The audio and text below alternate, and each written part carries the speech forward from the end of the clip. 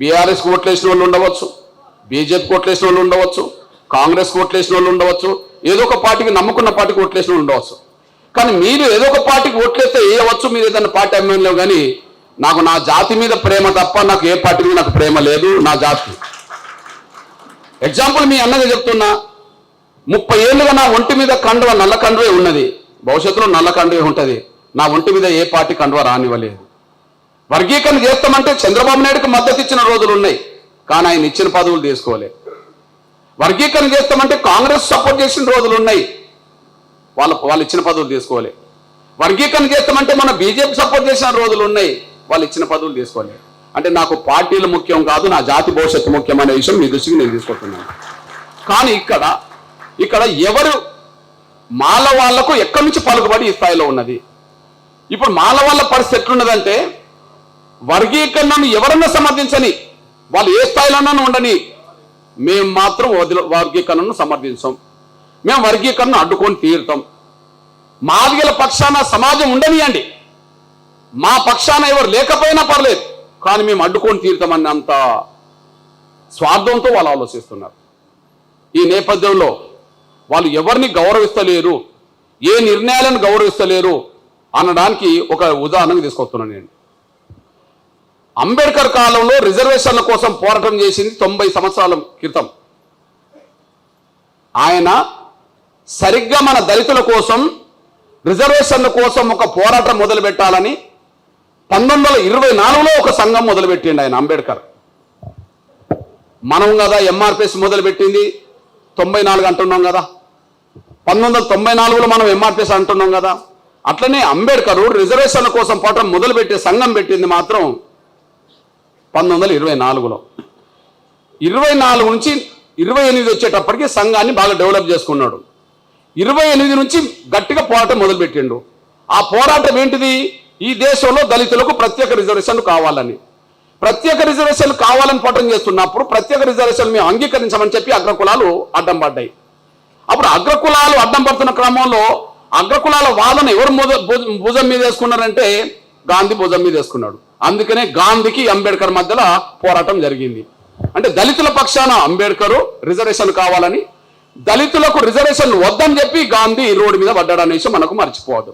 ఇద్దరి మధ్యలో పోరాటం జరిగింది. అప్పుడేమో రిజర్వేషన్లు వద్దా కావాలనే కాడ పోరాటం, రిజర్వేషన్లు వద్దని అగ్రకులాలు, రిజర్వేషన్లు కావాలని దళితులు.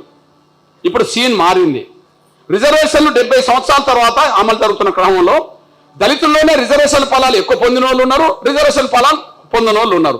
పొందని వర్గం ఎవరు? మాదిగలు ఎక్కువ, పొందిన వర్గం ఎవరు? మాలలు. ఇప్పుడు ఇట్లా కనిపిస్తుంటుంది. అప్పుడేం జరిగింది? అగ్రకులాలు రిజర్వేషన్ వ్యతిరేకిస్తున్న క్రమంలో, అంబేద్కర్ రిజర్వేషన్ కోసం కొట్లాడుతున్న క్రమంలో బ్రిటిష్ ప్రభుత్వం ఉన్నది. ఆ బ్రిటిష్ ప్రభుత్వం అంబేద్కర్ కోరికను మన్నించి ప్రత్యేక రిజర్వేషన్ ఇచ్చింది. అప్పుడు గాంధీ ఏం స్టేట్మెంట్ ఇచ్చిండు? ఇగో నా దగ్గర గాంధీ పుస్తకం ఉన్నది. గాంధీ ఏం స్టేట్మెంట్ ఇచ్చిండు? నేను మీరిచ్చిన ప్రత్యేక రిజర్వేషన్లు నేను అడ్డుకుంటా, ప్రత్యేక రిజర్వేషన్లు అడ్డుకోవడానికి నా ప్రాణమైన వదులుతాను అన్నాడు. స్వాతంత్రం కోసం నా ప్రాణాన్ని వదులుతాను అనలేదు, కానీ ప్రత్యేక రిజర్వేషన్లు ఇస్తే మాత్రం నేను అడ్డుకుంటా, అడ్డుకోవడానికి నా ప్రాణాలే నర్పిస్తానని చెప్పేసాడు జరిగింది. అంతిమంగా బ్రిటిష్ వాళ్ళకు ఒక లేఖ రాసింది గాంధీ, మీరు అంబేద్కర్ కోరిక మేరకు ఏ రిజర్వేషన్లు ఇచ్చిండ్రో వాటిని వెంటనే రద్దు చేయండి, లేకపోతే నేను ఆమర దీక్ష చేసి నా ప్రాణాన్నైనా వదులుకుంటానని చెప్పడం జరిగింది. ఈ ఒత్తిడికి బ్రిటిష్ ప్రభుత్వం తలొగ్గలే. బ్రిటిష్ ప్రభుత్వం ఏమన్నదంటే, మీరు ఏమన్నా చేయండి, మేము ఇచ్చిన మాటకే కట్టుబడి ఉంటాం. చూడది కమిట్మెంట్. మీరు ఏమన్నా అడ్డుకోండి, మేము అంబేద్కర్కి ఇచ్చిన మాటకే మేము కట్టుబడి ఉంటాం, కానీ మీరు ఒక ఒప్పందం కూర్చుకుంటే నాకు అభ్యంతరం లేదు అంటారు వాళ్ళు. అర్థమైంది కదా? మేము ఏ రిజర్వేషన్లు అయితే అనౌన్స్ చేశామో దానికి కట్టుబడి ఉన్నాం, కానీ వద్దనేటోళ్ళు కావాలంటోళ్ళ మధ్యలో ఒక ఒప్పందం చేసుకోండి, మీరు ఏదన్నా ఎట్లా అమలు జరగాల ఆ ఒప్పందాన్ని మేము గౌరవించి దాన్ని అమలు చేస్తామని అంటారు. అంటే మధ్య మార్గంలో వచ్చేశారు. ఆ మధ్య మార్గంగా వచ్చినప్పుడు గాంధీకి అంబేద్కర్ మధ్యలో ఒప్పందం జరిగింది. అదే పూనా ఒడంబడిక అంటారు. ఆ ఒప్పంద ఫలితమే ఈనాటి రిజర్వేషన్లు అనేసి కూడా మీరు మర్చిపోద్దాం సైనంకు. ఆ ఫలితమే అంటే గాంధీకి అంబేద్కర్కు మధ్యలో ప్రత్యక్ష పోరాటం జరిగింది 4 ఏళ్ళే. 28 నుంచి 32 వరకు 4 ఏళ్ళే. 4 ఏళ్లలో వద్దనేటోళ్ళు కావాలంటోళ్ళ మధ్యలో కాంప్రమైజ్ అయ్యిండ్రు, ఇద్దరు కలిసి కూర్చున్నారు, రిజర్వేషన్లు ఆమోదం చేసుకున్నారు, రిజర్వేషన్లు అమలు జరుగుతున్నాయి. అరే వద్దనేటోళ్ళు కావాలంటోళ్ళ మధ్యలో పోరాటం జరిగినా కూడా 4 ఏళ్లలో కాంప్రమైజ్ అయ్యారు. కానీ ఇక్కడ వర్గీకరణ వ్యతిరేకించేది మాల వర్గం, వర్గీకరణ కోరుకునే మన వర్గం మధ్యలో 30 ఏళ్ల పోరాటం జరుగుతుందంటే న్యాయమైన పోరాటాన్ని ఆనాడు అగ్రకులాల కంటే ఇక్కడ మాలలే అడ్డు తగులుతుండ్రు అనడానికి ఇది సాక్ష్యం కూడా. 30 ఏళ్ల పోరాటం ఇక్కడ మీ అన్నగా చెప్తున్నాను నేను. గాంధీ అంబేద్కర్ మధ్యలో ఒప్పందం జరిగినట్టుగానే మాదిగ దండోరా మాల మహానాడు మధ్యలో కూడా ఒప్పందం జరిగింది. ఆ ఒప్పందానికి సాక్షి మల్లు రవి, మల్లు బట్టి విక్రమార్క. ఈ మల్లు రవి, మల్లు బట్టి విక్రమార్క సాక్షి సంతకాలు పెట్టేశారు. ఏ ఒప్పందం జరిగింది? ఎస్సీ వర్గీకరణ కావాలని మనం కదా, ఎస్సీ వర్గీకరణ వ్యతిరేకించి మాల మహానాడు కదా. ఈ ఇద్దరు కొంతమంది పెద్దలు కూర్చుండబెట్టారు. ఆ పెద్దలు కూర్చుండబెట్టి ఒక నిర్ణయానికి వచ్చిండ్రు రాతపూర్వకంగా. ఏం నిర్ణయం అంటే అప్పుడు ఈ వర్గీకరణ సమస్య రాష్ట్రపతి చేతికి వెళ్ళిపోయింది. అప్పుడు రాష్ట్రపతి కేఆర్ నారాయణ్ దళితుడు. అప్పుడు ఒప్పందం లేదు రాసుకున్నామంటే మాలా మాదిగల మధ్యలో సమస్య రాష్ట్రపతి దళితుడే కాబట్టి ఆయన ఏ తీర్పు ఇచ్చినా దాన్ని కట్టుబడి ఉందామని చెప్పి ఆ ఒప్పందం ఉంటుంది. ఆ ఒప్పందం ఉన్న దాన్ని సంతకం పెట్టింది అటు పివి రావు, ఇటు నేను. సాక్షులు సంతకం పెట్టిన దాంట్లో మల్లు రవి మాల వాళ్ళ పక్షాన ఉన్నారు, మన పక్షాన మనోళ్ళు కొంతమంది ఉన్నారు. కానీ అదే రాష్ట్రపతి దళితుడు కేఆర్ నారాయణ్ ఎస్సీ వర్గీకరణ సంబంధిస్తూ వర్గీకరణ అమలు జరగాల్సిందే అని చెప్పి ఆయన చెప్పడం జరిగింది. కానీ తెల్లారే ప్లేట్ ప్రయాణించి రాష్ట్రపతి వర్గీకరణకు అనుకూలంగా నిర్ణయం చేసుకున్నా మేము వర్గీకరణ ఒప్పుకోమని చెప్పి మళ్ళీ స్టేట్మెంట్ ఇచ్చారు. అంటే అంబేద్కర్ గాంధీ మధ్యలో జరిగిన ఒప్పందాన్ని వాళ్ళు గౌరవించారు అగ్రకులాలు, కానీ మాదిగా మాలల మధ్యలో జరిగిన ఒప్పందాన్ని మాలలు గౌరవించలేదు అనడానికి ఇది మొదటి సాక్ష్యం అని కూడా మీరు మర్చిపోద్దని సైన్యం కోరుతున్నాను. అసలు మన ఉద్యమం ఎవరెవరిని కదిలించింది ఈ దేశంలో? మన ఉద్యమం ఎవరెవరిని కదిలించింది? వారు ఎవరి మాట వింటలేరు అంతే. ఈ దేశంలో ఎక్కడ కమిషన్లన్న వాడిని వర్గీకరణ మీద వర్గీకరణ ఎస్ అంటున్నాయి. అవి కల్చర్ ఏదైతే ఉందో దాంట్లో ఈ రోజు మనం అందరి ముందు చూపించుకున్నాము. ఏది ఏమైనా కానీ ఇంత వర్షం పడినప్పటికీ కూడా అందరూ కూర్చొని మీటింగ్ విజయవంతం చేసుకొని ఇప్పటి వరకు 7 గంటల వరకు మీరందరూ కూడా మీటింగ్ లో ఉన్నారంటే ఇది ఒక స్ట్రాంగ్ సంకేతం అన్నమాట. అందరు పొలిటికల్ పార్టీస్ కి, అందరి నాయకులకు, మీరు మాల కులస్తులకు మీరేదైతే విమర్శిస్తున్నారో, ఏదైతే తప్పుడు ప్రచారం అందరు చేస్తున్నారో అది సరైన విషయం కాదని చెప్పి మీరందరూ కూడా ఈ రోజు నిరూపించుకోవడం జరిగింది. మీరు బ్యాక్లాగ్లు ఉన్నప్పుడు ఎట్లా మాలలు దోచుకుంటారు?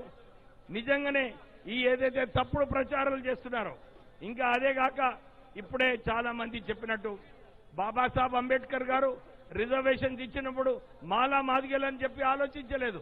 మన దళిత సమాజానికి మనం ఎట్లా కాపాడుకోవాలని చెప్పి బాబాసాహెబ్ అంబేద్కర్ గారు అందరికీ రిజర్వేషన్స్ కల్పించడం జరిగింది. ఇప్పుడే ఇంతకుముందు కాకా వెంకటస్వామి గారు కూడా అంబేద్కర్ గారి అడుగుజాడల్లో నడుస్తూ వారు కూడా అంబేద్కర్ ఎడ్యుకేషనల్ ఇన్స్టిట్యూషన్స్ పెట్టి సుమారు 2 లక్షల మంది ఆ ఇన్స్టిట్యూషన్స్ లో చదవడం జరిగింది. అక్కడ కూడా చాలా మంది మాల మాదిగలు ఉన్నారు. ఎప్పుడు కూడా అడగలేదు ఎవరికి అడ్మిషన్ లో మీరు మాలనా మాదిగా అడగలేదు. అందుకే బీద ప్రజలు, మన దళితులకు మనం మంచిగా చేయాలని చెప్పి కాకా వెంకటస్వామి గారు ఎప్పుడు కూడా అదే పోరాటం చేశారు. 75,000 మందికి గుడిసెలు ఇప్పించినప్పుడు, 40,000 మందికి ఉద్యోగాలు కల్పించినప్పుడు అప్పుడు కూడా ఎప్పుడు అడగలేదు మాలా మాదిగా అని చెప్పి అడగలేదు. కేవలం మన దళితులకు మనము న్యాయం చేయాలి, వారికి కూడా ఇల్లు స్థలాలు కల్పించాలి, వారికి కూడా ఉద్యోగాలు కల్పించాలని చెప్పి కాకా వెంకటస్వామి గారు ఎప్పుడు ఇదే పోరాటంలో చేసేవారు. వారి అడుగుజాడల్లో నేను నడుస్తున్నాను. నేను కూడా మా సంస్థలో ఏదైతే ఉందో చాలా మంది మాల మాదిగలు పనిచేస్తున్నారు. మేము ఎప్పుడు అడగలేదు.